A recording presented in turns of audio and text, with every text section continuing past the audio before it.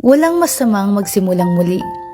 Walang masamang iwanan ng dati at magsimulang buuin uli ang sarili. Mas mahirap yung ipagpapatuloy mo pa rin kahit wasak na ang iyong sarili.